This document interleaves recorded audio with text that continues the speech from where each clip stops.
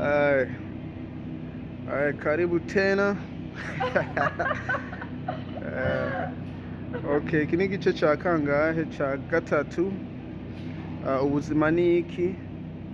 Igice cya gatatu sizenza kucishura ngomba ndagihe mutonya wanje acishure kubera kijanye n'ibintu nawe nyene yaciyemo.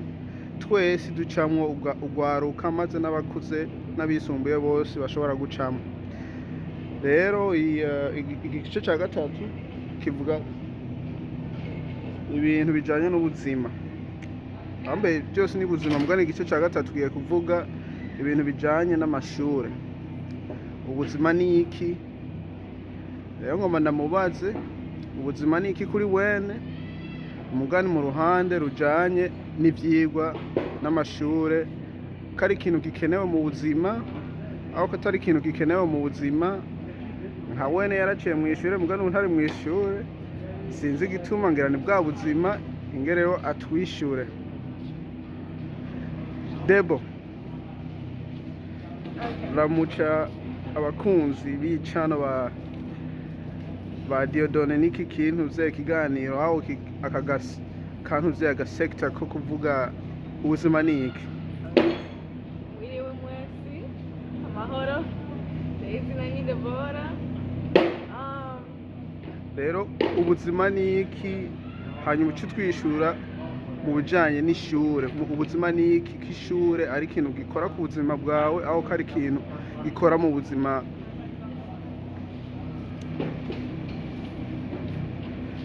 I'm not gonna cut it, bro. Nobody cares, bro. Ubuzima ni well, Genda hariya bari kumwe.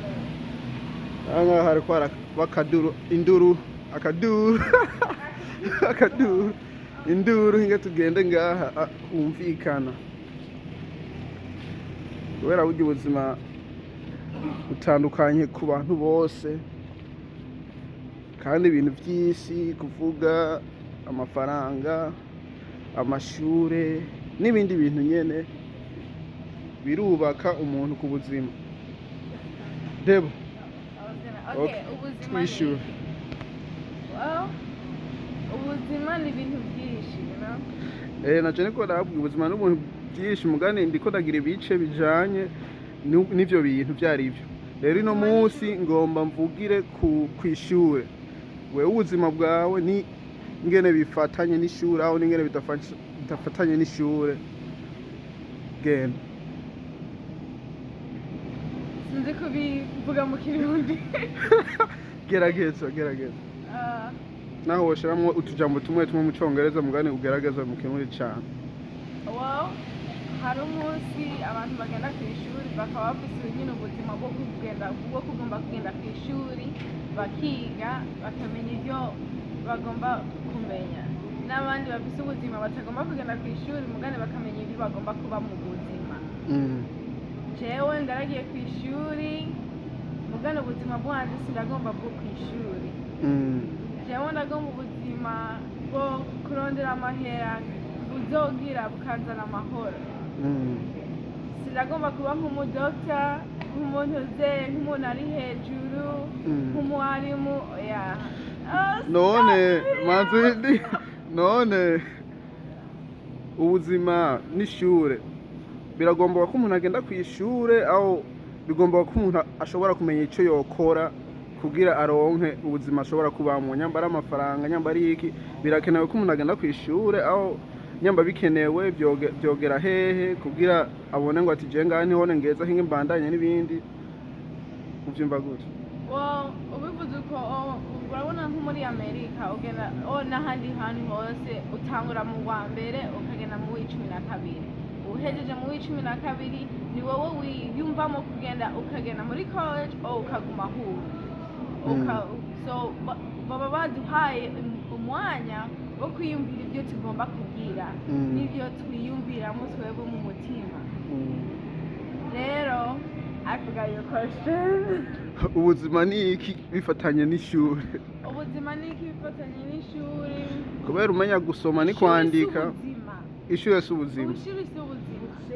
Mugani kumenga kubera n'abatagiye mu ishuri bari ahantu yego si nk'ababyeyi bacu bagiye mu ishuri mugani baratuzanye muri amerika baradushira tubu mu ishuri kugira natwe turonka ahantu ho kugira natwe tumenye ibyiza by'ubuzima ntabwo bagiye mu ishuri mugani baracafise ubwenge kuko baransumvye ubwenge mugani kubera bazi ibintu byose by'ubuzima je ntaramenya rero ni kuvuga ngo ati ubuzima ni kurondera ingene ubaho ingene ufungura kugira ugume mu mubiri si kuvuga ngo ati ngo mpaka urinde kuronka amashure menshi ubuzima s'amahera ubuzima iki ni igice cya gatatu niko ndavuga ibijyanye n'ishuri amafaranga ndarakivuze ku mugani wumva bagenda ku ishuri kugira baronke amahera mu buzima bariko baragira mu bintu bariko baragira kandi baca ubwenge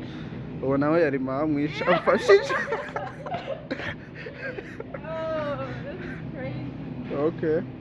birumvikana ku ruhande rwawe rero ubuzima si ukuvuga ngo ati mpaka urinde ngo amashuri urinde education ni kuvuga ngo ati wowe uragomba kurondera kugira ubeho